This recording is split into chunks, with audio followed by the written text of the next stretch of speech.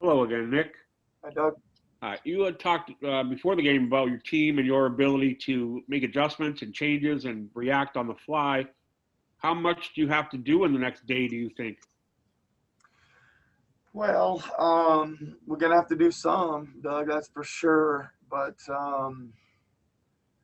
I don't really know what to say about how to characterize that game as far as adjustments and stuff go. We just obviously we're not ourselves. I think more we gotta have to play a lot better. I think especially.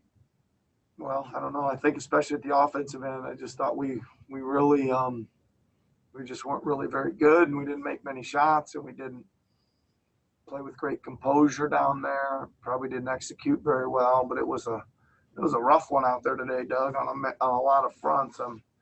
I think that the actual X and O's and the tactical part of it, obviously, we'll need to do better. But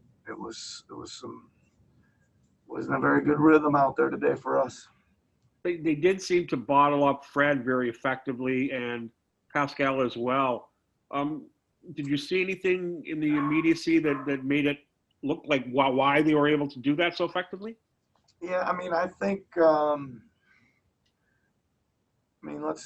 Let's talk about Fred first. I don't think he had as good opportunities, maybe as Pascal did. I thought Pascal had some, point blank layups. He got to a lot of good spots, and he just couldn't get any of them to go. I mean, a couple of them were just literally like right in front of the basket, and he left them short. And he had a couple wide open threes. He had probably the best three ball looks of just about anybody, and he didn't cash in on those either. So again,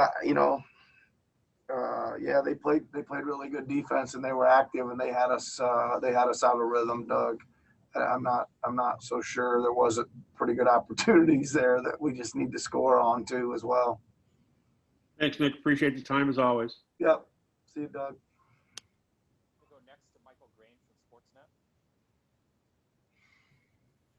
Nick? Yeah, hi, Michael. Go ahead, bud. Yep, go ahead. They had 11. You guys got whistled for 11 fouls in the first quarter. The whistle generally just seemed to be popping out of the refs' mouths a lot early. In terms of establishing a rhythm, was that a factor given the circumstances? It didn't seem to be very good, like you said, Michael, at the start of the game and in the first quarter. I mean, didn't seem to be. I'll have to watch it a little bit more, but it seemed like, he just a lot of weird plays. I thought couple costly ones were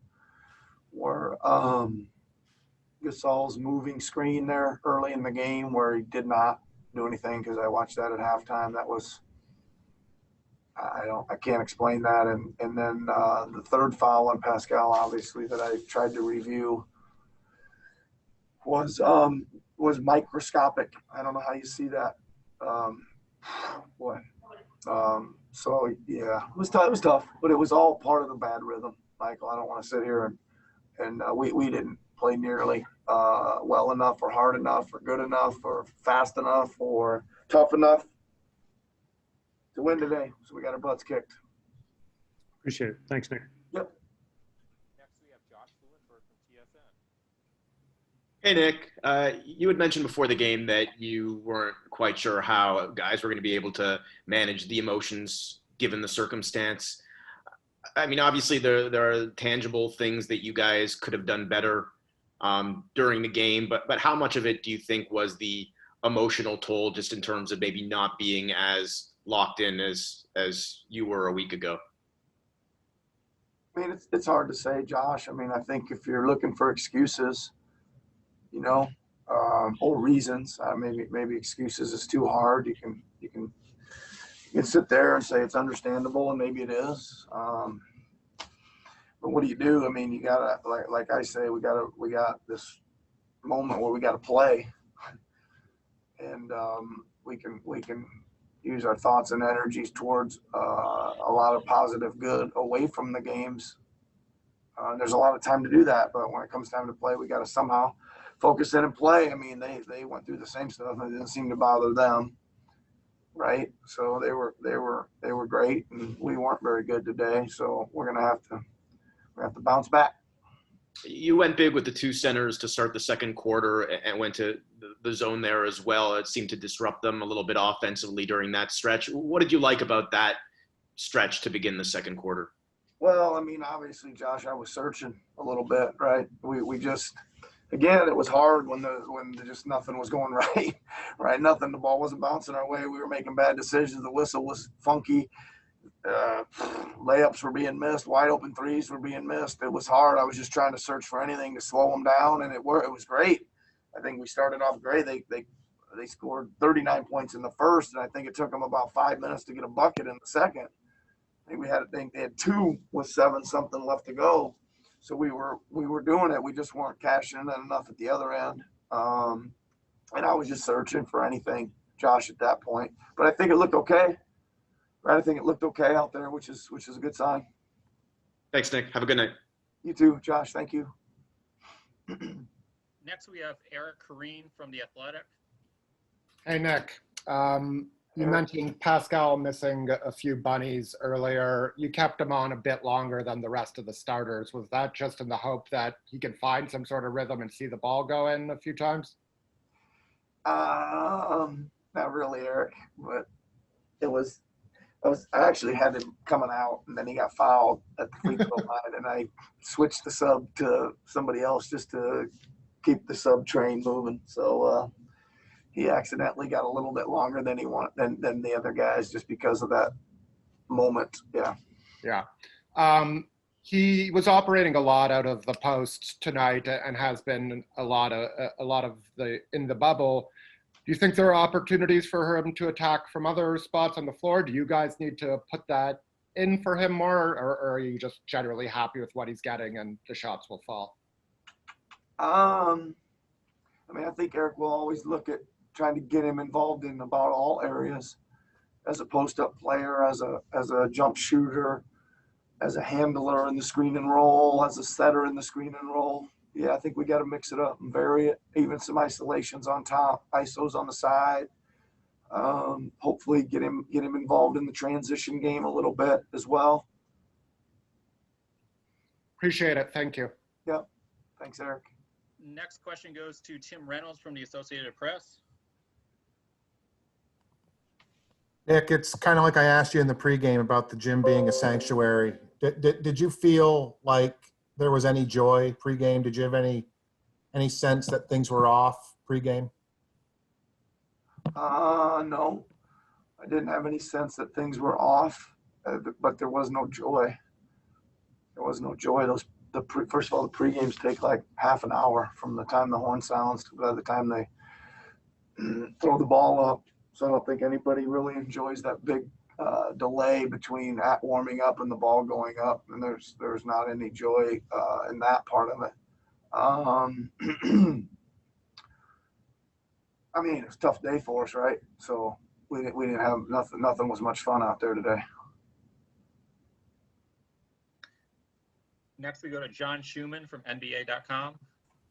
Hey, Coach, how you doing? What'd you take away from their corner threes and your help off of those corners? Something that you really have to address going forward, or just a bad night in that regard? Well, I think certainly both, probably, John. I think there was some mistakes that we made to give some of those up, and there was a couple really blatant ones, like guys were bottled. There was a couple where guys were bottled up, and we just ran to double team for some reason and left the corner three guy out of there. So I got to take a look at those, because there was a couple really blatant ones that were just breakdowns. But they did a nice job too. I know they ran some stuff to set up some of the corner three stuff, and not only did it get them the shot, they were hitting them in the heart. So they did a good job. Do your breakdowns tend to side on or tend to be on the side of aggressiveness like that, rather than other kinds of breakdowns? Yeah, they also they do. They also tend to side on when the ball's not going in for us. We lose some energy defensively and some thought process when the ball just continues to roll off the rim and go out. That's part of it too. Okay, appreciate it. Thank you. Final two questions here. First one goes to Stephen Lung from Sportsnet. Hey, Coach. What's up, Steven? Your offense is obviously predicated on a lot of transition buckets, getting on the fast break and scoring easy ones, right? You guys only had 7 tonight, so like I was just wondering, like what did the Celtics do to maybe limit you in that area, and what can you possibly do to kind of break out a little more going forward? Well, they're getting a lot of bodies back, Steven, really quickly and really well, right? They're really even on turnovers, just change of possession, whether it's a defensive rebound or a turnover, they're getting a lot of bodies back. And we're just going to have to try to, when you want to play in transition, you got to run a little harder and push the ball a little better and throw it ahead a little bit more and be just a little bit more aggressive. And does the them making shots make it more difficult for you to jump out in transition as well? Yeah, I think for sure. I mean, it's always hard to score. Well, it's almost impossible to score, Steven, in transition when the ball goes through the net and you have to take it out. So, but I'm saying I thought we got a lot of defensive rebounds and we got a lot of turnovers that we didn't turn into much. So. Again, a little bit of just the energy of the game. That was just another factor. The energy of the game wasn't very good for us. Thanks a lot, Coach. Yep, you're welcome. And final question goes to Bruce Arthur from the Toronto Star. Nick, I know you can't figure out why this happened, right? There's the early fouls, there's the emotion of the week, there's whether shots go down, there's all these different pieces to it. But as a team, how do you usually find rhythm and energy? How does this team usually generate it? And where did you kind of see that not happen today? Well, I think that there's a number of factors there, Bruce. I think it's just locker room feel, energy from the bench. Obviously, just some connected play early on both ends of the floor, the ball going in. I think there's a lot of ways to try to feel your energy / rhythm, and we seem to be battling it from virtually the start. I mean, really, right from the start, it seemed tough. I thought we created some really good things, and we came away with like nothing to show for it. 5 minutes into the game, 3-4 minutes in the game, we got no points, right? And we literally had a layup to start the game, and a couple wide open threes as well early, and just nothing went. And I don't know. We're gonna have to do a heck of a lot better job to find the energy and rhythm come Tuesday. I know you talked about this a little bit yesterday, but as a coach, basketball is usually the thing, right? When they walk into the gym, it's the thing. It's one of the things about this team that's been the exceptional professionalism of this team. How have you tried to balance this week in which, I mean, for a lot of these guys, they said that they were close to leaving as a team on Wednesday, where basketball doesn't necessarily feel like the most important thing all the time. But when the game starts, it still is. Well, Bruce, all I can say is not only myself, but I try to do the best I can with it, right? I think that you got to have a little bit of a caring process to it, right? It's the first thing. And you can't really put it in silos because they do kind of blend together sometimes, right? But you just try to do the best you can, and we got our butts kicked, and we're going to have to face it in the mirror here for 2 days, and then we get another chance on Tuesday. And then in between time, we'll continue to work on social justice and a platform and being better people.